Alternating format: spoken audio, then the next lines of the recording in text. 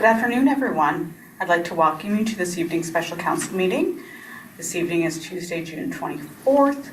I'd like to welcome members of council, members of staff, those joining us in the gallery, and everybody who's joining us virtually this evening.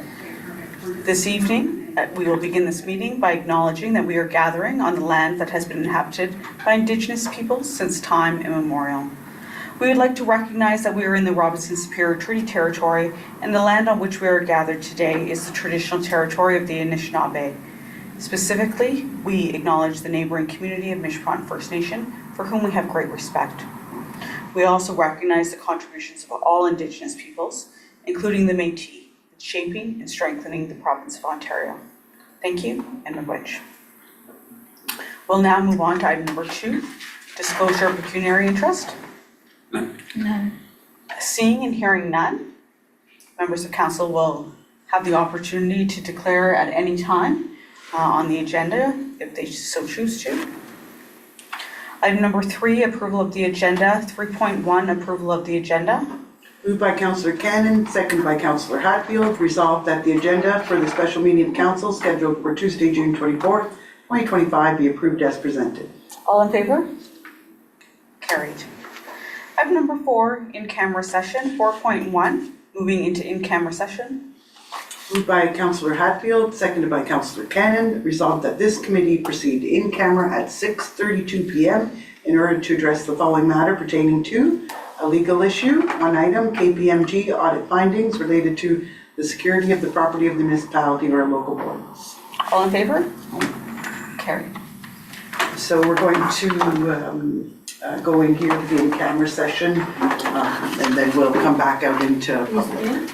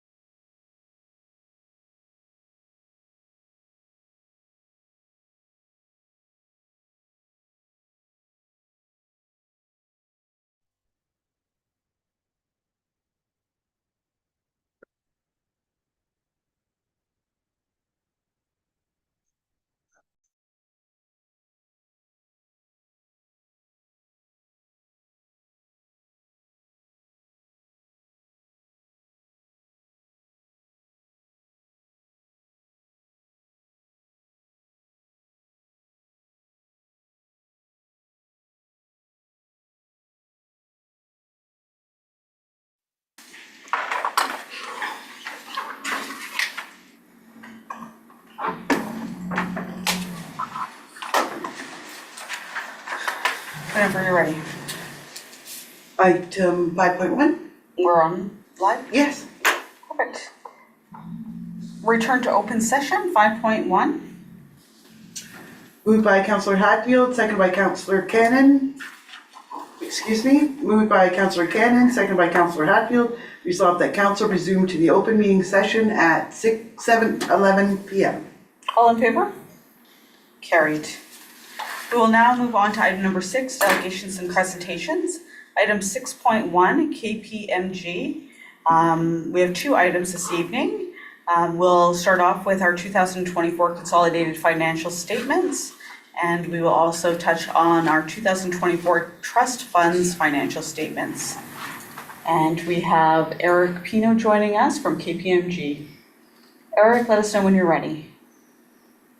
Fantastic. Thank you, Madam Mayor. I'll pull up my screen here if you can bear with me for 1 second. Absolutely.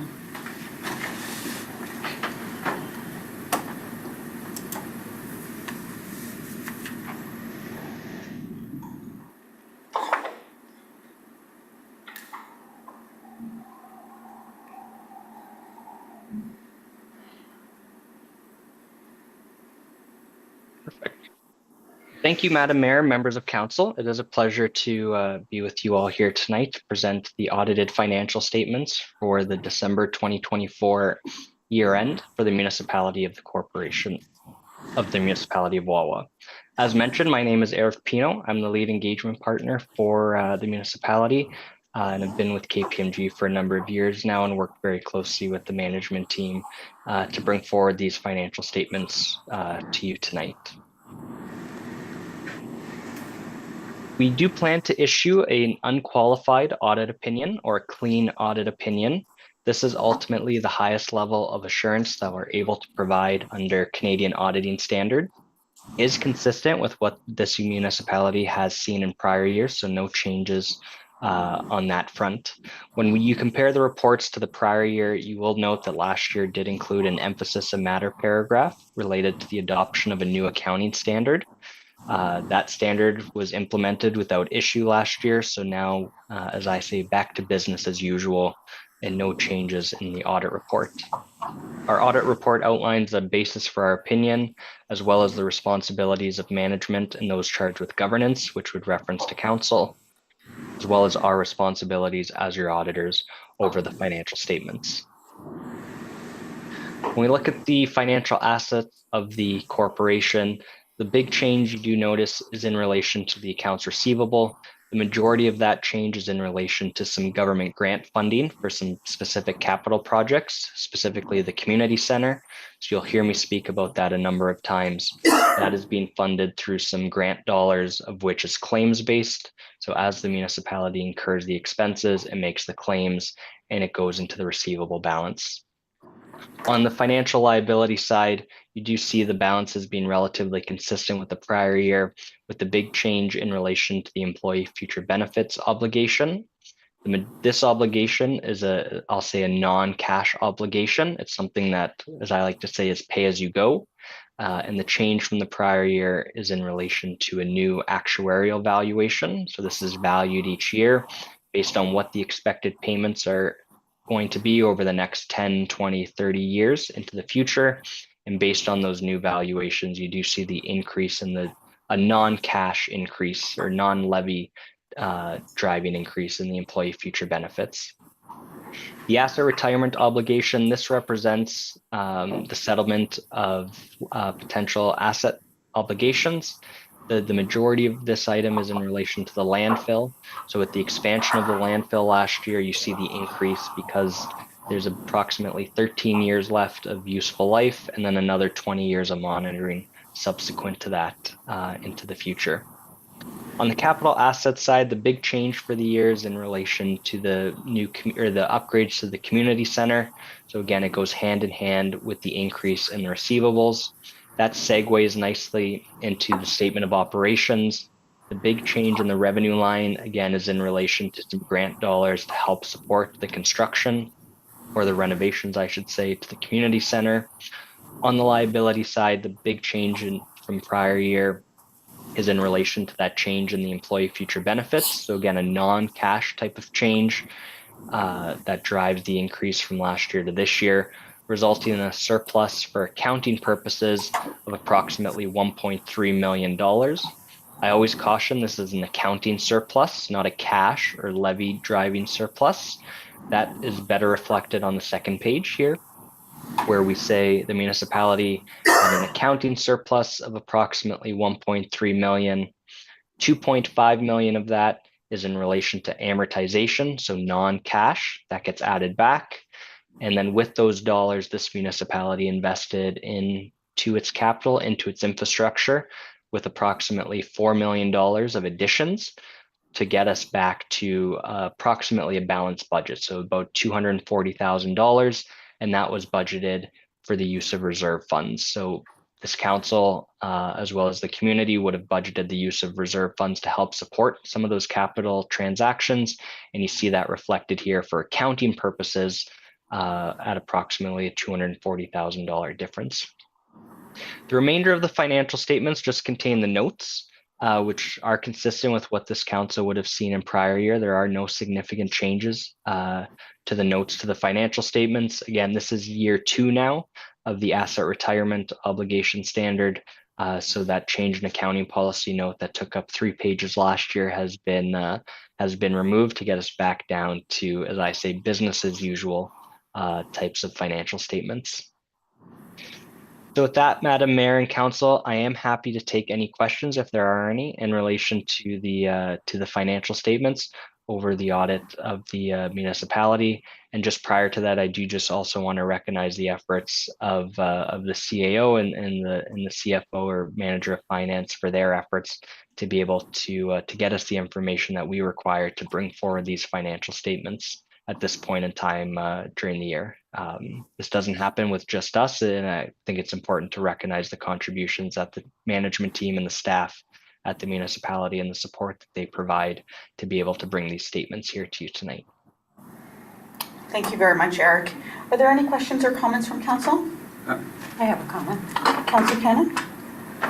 I just wanted to also say, Eric, that it's nice to see getting a wonderful review from you for our municipality. And I also would like to commend Maury and all the staff for all the work they do to keep our costs lower and for applying for all the grants so that we're not raising our taxes and it's not costing the taxpayers as much as it could.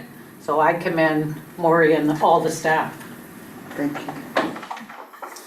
Excellent. Well, thank you very much, Eric. I think it's unanimous. I think all of council really is very pleased. Once again, we have a clean audit, and that's exactly what all of us are looking for, and we're very pleased with our team. And thank you very much for all the hard work you do as well. Thank you, Madam Mayor. Thank you. So without further ado, we look forward to seeing you in person this year, or next year. Yes. But we're very glad and thankful for the technology that you were able to join us virtually this evening. Yes, thank you again for the understanding, and we'll get back in person going forward. Absolutely. So you're welcome to stay, but please feel free to sign off. We have a very interesting delegation and presentation coming up next. And we'll move on now to item 6.2, Wawa Runestone Discovery. Ryan Primstone and from the Ontario Centre for Archaeological Research and Education, and Wawa's very own Joanna Rowe. So Joanna, I will pass over the floor to yourself. Oh, will you tap for me? Mm-hmm. Thank you, Mayor and Council. My name is Johanna, I'm the local historian, and I am excited to be here this evening with Ryan Primrose and David Getzala, who are part of the Wawa Runestone project team. I start by saying that I appreciate your time and your support of all things cultural and history. This is something that we've been working on for 8 years now. And as you're probably aware, there was a media release last week. And we just want to be open communication with the municipality because we've had a lot of inquiries from media and sources. We want to make sure that you as representatives of the community know as much as we do about what's going on with the site and the project. We asked that we're keeping the exact location under wraps for now. If you have people approaching you, asking if you actually know where the site is, we just ask that you not tell anybody at this time while we continue to work at figuring out exactly what is going on with this site and how we're going to move forward in protecting and promoting and preserving it. So without further ado, Ryan, David, did you have anything you wanted to say before we start? I'd just like to thank everyone for having us at the meeting tonight, and we look forward to any questions, and we look forward to your presentation, Johanna. Did you have anything to add, David? No, that's well said. Thank you. No pressure. No, you've done it before, you'll do it again. Okay. Yeah, yes, thanks, Ryan. So, this has been going on for a while. In 2015, somebody noticed a few trees that had fallen over on some local property and just noticed some strange kind of carvings in the bedrock below where these trees were. Trees are about 80 years old. They let the landowner know. The landowner got in touch with me in 2017 and said, oh, there's this thing over on my property. If you want, go have a look. I don't think there's much to it, but you're welcome to go have a look. So I went and had a look, and you can see the picture on the bottom right there is basically what I found. Quite a bit of it covered up with moss and dirt, but two areas that you could definitely see that somebody had taken some time to leave their mark, so to say. I asked the property owner if it was okay if I took some pictures. I'd been dealing with some archaeologists on other projects. I thought maybe if he was okay, I would send some pictures off and see if I could get an archaeologist's opinion on what was going on. It took a year before Mr. Ryan Primrose reached out to me and came to the site, and we decided that it was definitely something worth researching. He got in touch with a Finnish epigrapher who then referred him to a runologist, Henrik Williams, who is with the University of Uppsala. He is the world's expert on runic carvings. We were able to invite Professor Williams and the president of the American Association of Runic Studies to Wawa in 2019 to give us their expert opinion on what we had here. You can tap to the next slide. This is a picture of the team in 2019, and we spent a number of hours at the site in rain. Dr. Williams was under a tarp for 3 hours analyzing the carvings that he identified as a Scandinavian alphabet known as Futhark. If you go to the next slide. So one panel is 15 lines of runic text, 255 characters. The text covers approximately 4 feet by 5 feet, and it's right in the bedrock. And the type of bedrock doesn't erode very easily like limestone or anything, but it will crack and heave with moisture and snow and ice, and we know we get a lot of that around here. So it does need to be protected. It was somewhat protected by the close to 5 or 6 inches of dirt and moss that was on top of it before the trees toppled over. There's a second panel nearby of a boat. It's a profile of a boat, and it looks like it has about 16 heads in it, almost stick figures. And then there's a series of X's or crosses above the stern of the boat and below the bow of the boat. Don't know why they're significant, but they're there nonetheless. Next. This is just a couple of photographs of Dr. Williams and Mrs. Jensen at the site.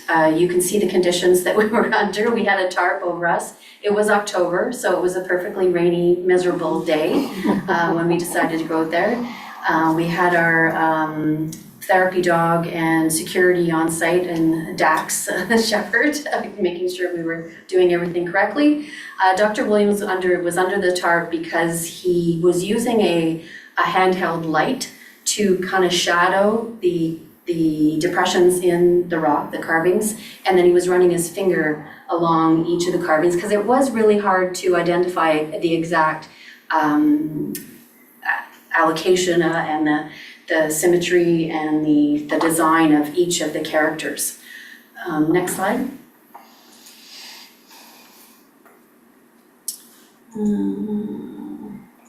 Yeah, so we took some photographs of the panels later in the evening, a couple of summers in 2023. So this gives you a really good idea of the size of the inscription panel and proof that I was there, because that's me in the photograph. And then Henrik's notes are on the right, and he took just a pen and paper. It took him 3 hours. He was on his stomach under that tarp for 3 hours. The rain was dripping off the tarp into his boots. It was, he was quite the go-getter. Next slide. So he was able to put that translation, the notes into a program that he has. This shows the boat panel. You can see the T's or the crosses or the stars, whatever they signify, up on the right and then down below on the left. So what does it say? If you haven't already heard the news, it is the Lord's Prayer, and it is in older Swedish language, which helps us identify kind of the timeline. The next slide. And Dr. Williams, who again is the expert on this, in his report that he provided to the Ontario Centre for Archaeological Research and Education, this is just a brief conclusion from him, was that the inscription is carved in modern Swedish and relies on a pattern first produced in 1611, but reprinted at least as late as 1733. The Wawa reproduction can presently not be dated closer, as it could hypothetically be carved already in the 17th century. But just as well, quite recently, I would hazard guess that the seeming softness of the stone would indicate a carving not older than the mid-1800s, but it could also be as modern as in recent decades. So what do we know? We have a lot. What we do know is we have a lot of questions. We know the bedrock outcrop is the highest point in the area. It is close to two traditional trade routes. Each runic character took a long time to make, so the person who did it was very dedicated, but they spent quite a bit of time there. And there was soil on top. It's possible that it was buried. But we still have a lot of questions that we have that are unanswered. Ryan, did you want to add to that? Sure, just a couple of things, but thank you for bringing up the fact that we really have more questions than answers at this time, which is why we wanted to, or had the ability to, release this information publicly in the hopes that other folks around Wawa or elsewhere could provide additional information to help us understand what's going on and who originally made the inscription. But just as a quick point based on the last slide, that in Henrik's report, he was assuming the rock itself was limestone, when later geological analysis demonstrated that the rock is sufficiently more hard than limestone. And so we are currently not in absolute keeping that the wear and such is a result of the softness of the rock. And based on the information available, unfortunately, the dating of the runestone itself, as Henrik noted, could be as early as 1611 and as recent as 2017. And so we're looking forward to anyone who has additional information. And I know David, the co-director of Oak Care, beside me, is currently undertaking research, and he was the one to discover that there were Swedes on Lake Superior in the 19th century. And so that's the best information we have at the time, and we're currently pursuing additional historical research to try and flesh out the story and to understand better what was going on. Thanks, Brian. Maybe to the next slide. So it is a significant site.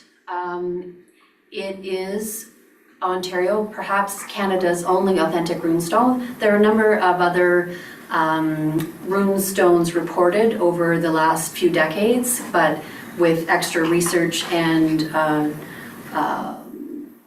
observations, they were noted as they were very recent, and they were either a hoax or had some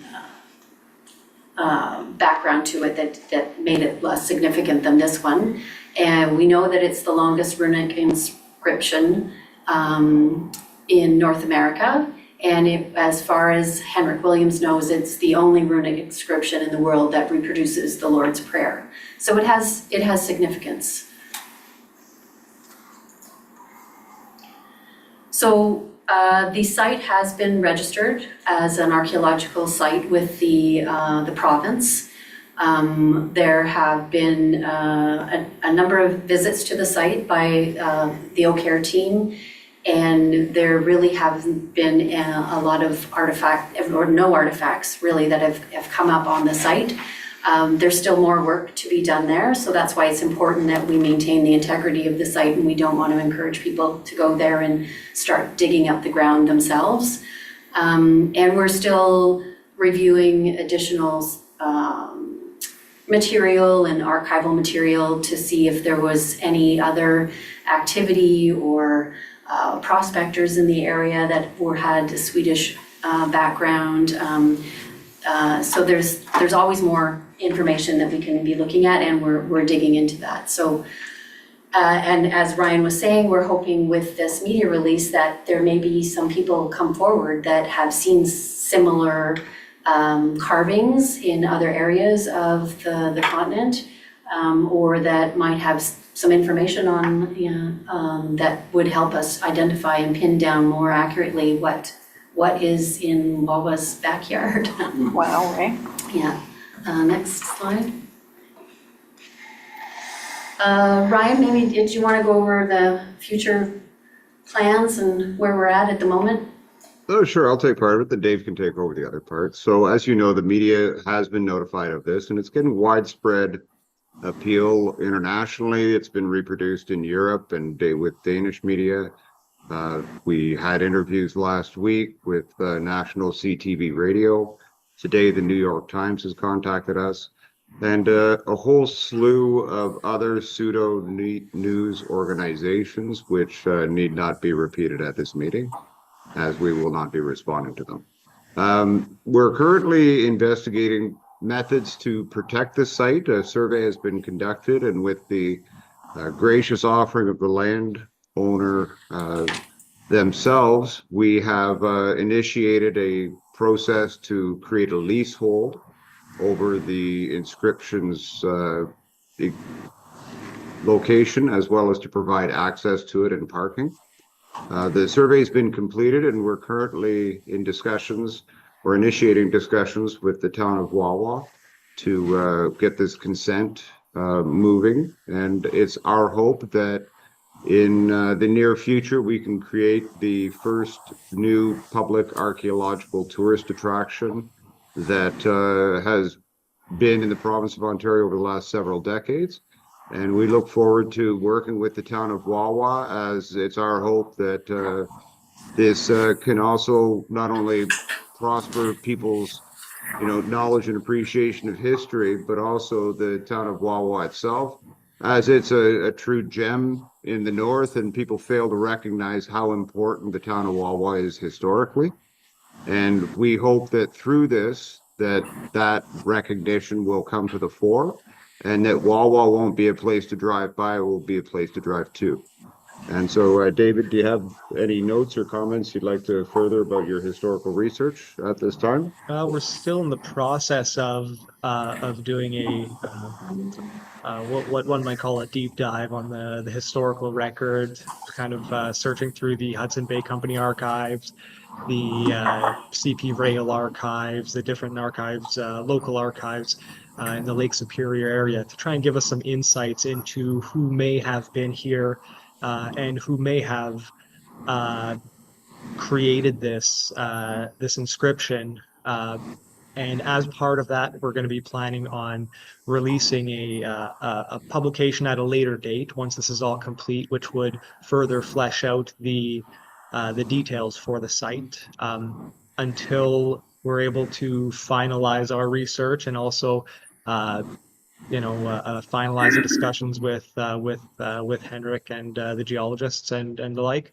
Until then, we're going to keep that a little bit more private. But the ultimate goal is to have a publication which would be able to present this information in its full to people out there, so it could be used for education purposes, for increasing the knowledge of the area, for helping to promote the preservation and protection of heritage, because we sorely need to have our heritage preserved. Unfortunately, a lot of people aren't even aware that the Northeast has a pretty deep and interesting heritage that spans thousands of years. We, as OCARE, really look forward towards educating people throughout not only the North, but throughout the province, if not the country or the whole planet. That'd be awesome. But the goal is for education and heritage preservation and protection. So all that incoming. So now you can see why I love those two guys. I'm so glad we're on the team together. The photo in the bottom left is just an example of a runestone over in Denmark. I did a trip there 2 years ago with the Runic Association over there, and we visited different sites, and this was just an example of how a runestone that had been carved on a radic was preserved as a glass dome all the way around it. So the last slide, I guess. So just to reiterate what David and Ryan said, is that this is a significant site, and Wawa has so many significant layers of history that is attached to us that I don't think people realize. This would put Wawa on the map in another way, and I think it's a project that is going to be with us for quite a while. And I thank the municipality for their past support for all things history and heritage. My passion here, my mother and I have been recording and researching and promoting the rich history here for 30 years. And the municipality has always been very supportive of all of our different projects and our community displays and whatnot. And guess what? We've got another project that we can't ignore. So grateful to the property owner for his cooperation, for OCARE for taking this on, for Henrik Williams, the professor and retired now in Uppsala, who's been and Lorraine, who have been guiding us through this process and have taken a keen interest. The American Association of Runic Studies and DAX, the security dog, therapy dog, and of course, again, the municipality for your ongoing support. And we look forward to keeping lines of communication open. And if you have any questions at all, just get in touch with me locally, or Ryan and David are available as well. we'll work on this project together and see where it takes us. So thank you very much. Excellent. Ryan, David, did you have anything? No, but if anyone has any questions, we'd be happy to address them. Councillor, are there any questions or comments? I just have one comment. I think this is amazing and exciting for Wawa.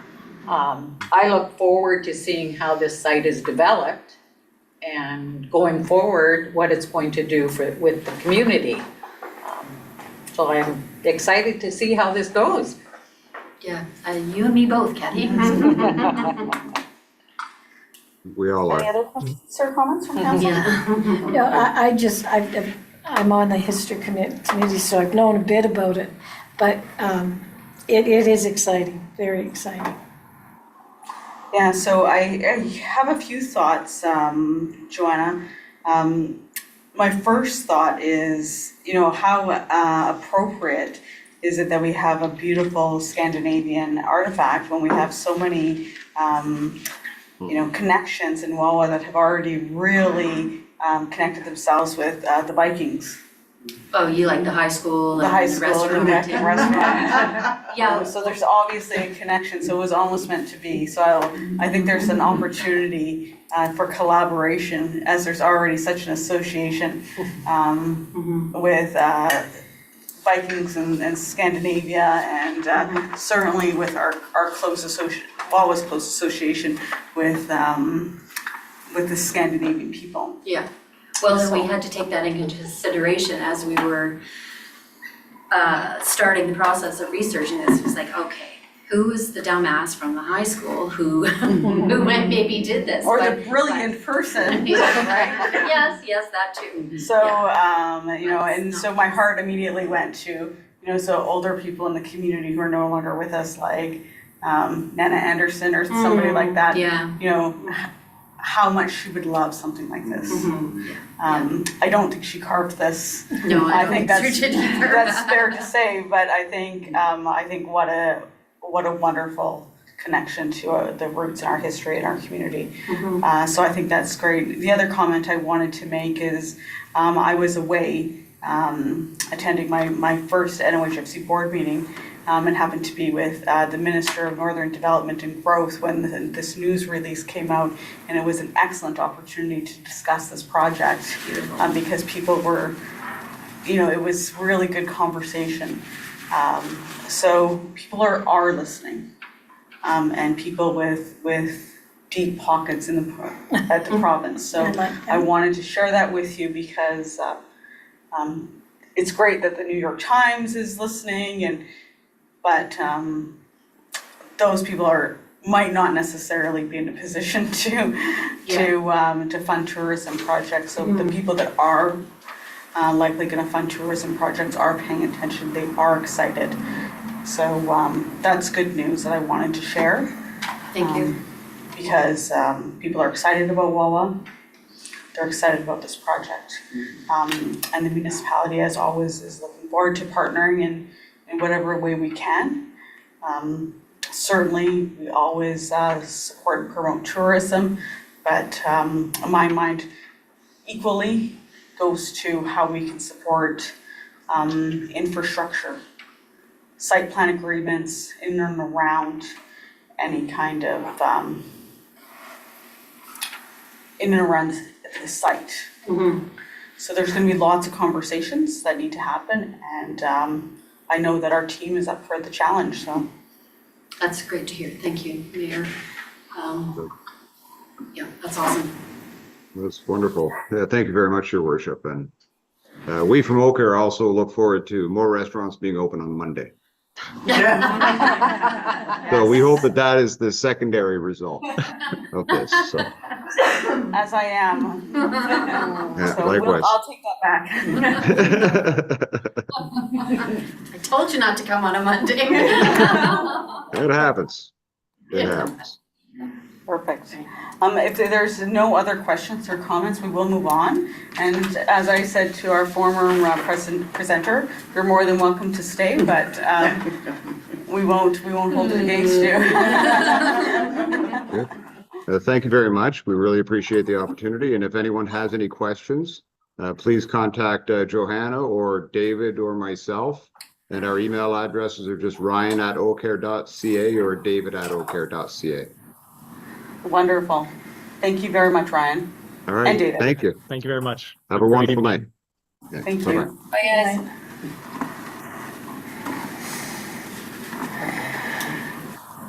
Joanna, are you staying or did you want us to continue? Depends, we'll see. So we will move on to item 6.4, procedural bylaw review. So I have asked for this item to be added to the agenda this evening. So we do have an opportunity, I have added this.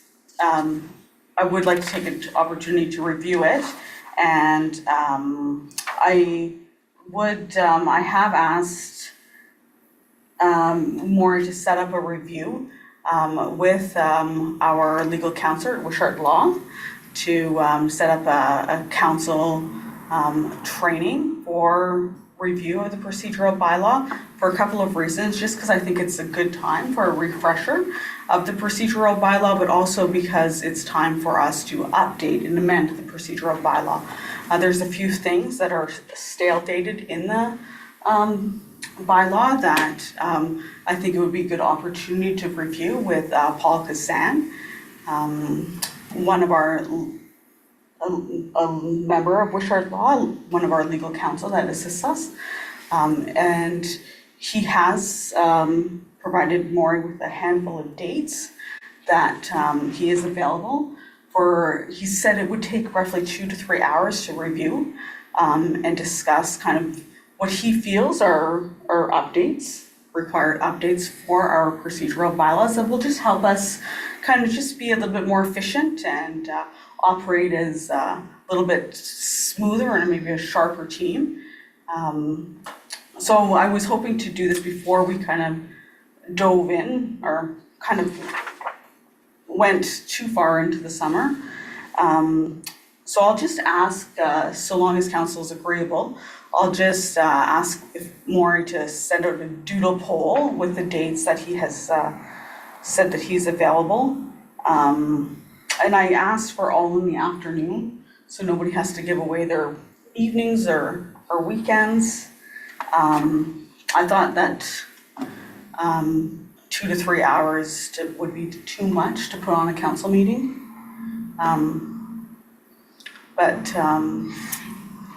Mayor, I read the procedural bylaw and I read the new one that they put, it's exactly the same. There wasn't a new one. There's no, oh, so the one I read, oh, well, I've read it 3 times. You know it off by heart. No, I don't, but I mean, I did. I thought, gee, that's a funny thing they're saying there. I don't really like that, but I thought it was a renewed one. No, but I'm That's okay. saying he has some recommended changes. Yeah, oh, that's fine, because it can use a few, but Yeah. I just thought, oh, well, I guess that's okay. It's the same like the other one. Yeah. So, is there any questions or comments? So there's a few dates, I can say what they are now, but There's only 2. I'm hoping you're reading the right part of the email. It's July 6th or July 7th. July 7th or 8th Oh, is 7th or available 8th, for so- training. So July 7th or 8th, 1 to 4. Or 6 to 9, but 6 to 9 seems a little bit long. I don't think we want to do that at night. I'd rather afternoons, but Yeah, I would rather afternoons, how do you feel, Jen? Afternoon would be better. okay. What about you, Councillor Ken? Cannon? Yeah, I'm good for the afternoon. July 8th will definitely be seared into my brain because that's my anniversary, so What day of the week is that? it's a Tuesday. So are we okay to let Wishart know that July 8th? It's a good time for me. It's a Tuesday, so it's kind of in our regular schedule. Yeah, I just gotta check on my calendar at home, if I'm in town that day or not. Okay. Yeah, it should be good for me. From 1 to, 4. 1 to 4 p.m. So, better not be 80 degrees. oh, if it's 80 degrees, we'll be in air conditioning, so that'll be nice. But, and then we did attach the procedural bylaw for review in advance but Paul will be able to go over that with us and with his recommended changes, so. Well, I'm glad I know what I thought you were passing it tonight. No. Yeah, we definitely want to Talk about it. talk about it, and he'll explain kind of why updates are. So we need a lawyer to do that? If I may, Mayor, the procedural bylaw from staff's perspective, and it's based on recommendations from, you know, our associations we belong to, it is the most important bylaw for council. It rules and governs how the municipality conducts meetings, how council conducts itself, how we interact and include delegations on agendas. For example, one change that staff's recommending is that council look at the number of meetings and how it structures its meetings every month. It is very unusual and outdated as a practice to have a regular meeting and a committee of the whole meeting. Committee of the whole meetings are a thing of the past. What it means for staff is we're doing double work twice a month, when we have meetings twice a month, on creating resolutions for committee of the whole, and agenda for the committee of the whole, and reports, and then duplicating for a regular meeting, resolutions and agendas and et cetera. So most municipalities, and all the municipalities around us, have moved to, you have a regular meeting, whether you determine once or twice a month. And there's certain procedures and ways that meetings should be conducted that are really critical to this council and to a future council coming in, only from roughly a year and a half from now, that we set the stage and we update the policy, and all these things are guided by best practices that this particular lawyer, Paul Cassan, who's also part of a municipal consulting group, has a lot of expertise on. So I think it does require just maybe some training. I think it would be more of a training session for him to present, here's how, I might recommend to council a meeting be conducted, or how we structure an agenda, how we can become more efficient, especially as we looked at the amount of time it really does take staff to prepare these agendas. It's one way that we can save money and time in the future by becoming more efficient. So yes, my answer in a long way, I hope I'm answering the question. Yeah, like you wouldn't Yes. take away committee of the whole. Yes, that would be staff's recommendation, but again, How I would think we if you get the hear from- reports? The reports go on everything goes on a regular agenda. Oh, it's the Just be same, one except meeting. it's a regular meeting. One meeting, because now we're hosting 2 meetings on one night, Yeah, right? Which means staff's preparing 2 separate agendas, 2 separate sets of resolution, one regular meeting. And then what, I guess, without going into too many details, this lawyer can give you best practices from other municipalities, so you can digest what he has to say. Doesn't mean you have to move in that direction, but by having Paul Cassan with that expertise and his team, he'll just who does he work for? Wishart and E4M Consulting. Wishart, For M. E4M, yeah, also Wishart Law. So and that's- Wishart Law. Okay, yeah, I know that. I just, it's cut the company. I didn't know of that. Yeah, well, I hate to see it cut down one meeting a month though. Okay, But these are that's just lots of things time. I'm Yeah. just as examples. I'm not saying this council's gonna move in that direction. But these are some of the things, and those decisions are ultimately council's governance responsibilities. This is an important bylaw for council to set in terms of how it sets out its rules and regulations around conducting itself.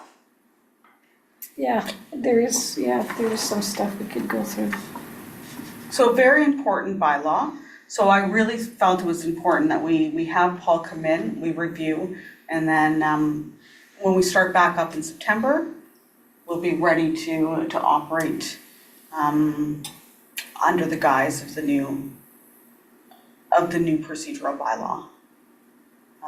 So if council is in favor, we can direct staff to set up that meeting with Paul. I think we decided on July 8th, from 1 until 4.